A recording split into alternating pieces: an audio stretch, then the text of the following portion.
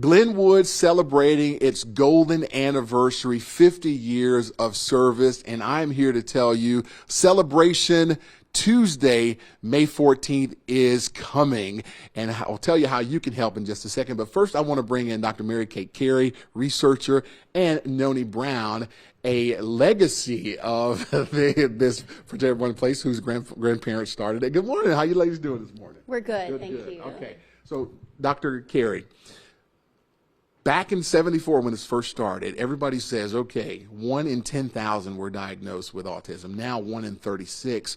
Why is that, and how are you guys being able to I guess, do that now? Sure. So there's a multiple number of reasons for why that's happening. First of all, there's increased awareness around autism spectrum disorders. Secondly, the diagnostic criteria changed a bit ago. And then thirdly, the way in which they're tracking cases of autism diagnosis has changed across the country. And so it's a combination of factors that have led to the increase in those numbers. Yeah. And so I guess the way you guys do it now is a little bit different. You're able to monitor a little bit better now?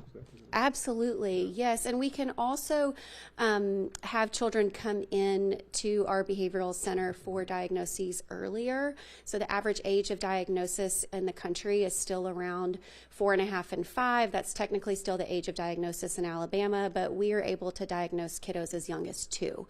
And we know earlier diagnosis leads to earlier therapy, leads to better outcomes. There you go. Noni, your grandparents, of course, you're basically legacy. How does that make you feel, and having a family legacy here for Glenwood? It's amazing. It really is such an honor to be connected to such an incredible organization, because Glenwood does such amazing work here in our community. They truly change the lives for the better of their clients, and so it's just it's nice to be a part of something that's so important here in our community. Yeah, Dr. Carey talked about how they're able to do things differently now. How can people help Glenwood and continue on the great legacy that your grandparents started? They can help by donating is the best way to help.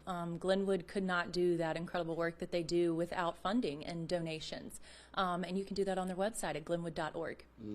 And also what you can do to kind of help celebrate the 50th anniversary is, if you have a Glenwood story, how about emailing them and telling them about it at 50years@glenwood.org. 50 is the number, 50years@glenwood.org. The celebration May 14th, they're going to have tours and everything here, so make sure you guys get online and donate, as Noni said, and of course do research, as Dr. Carey does, as Richard does, as Renee does, all these guys over here. That's what they're all about. Glenwood.org, and of course we're going to have more coming up. Stick around.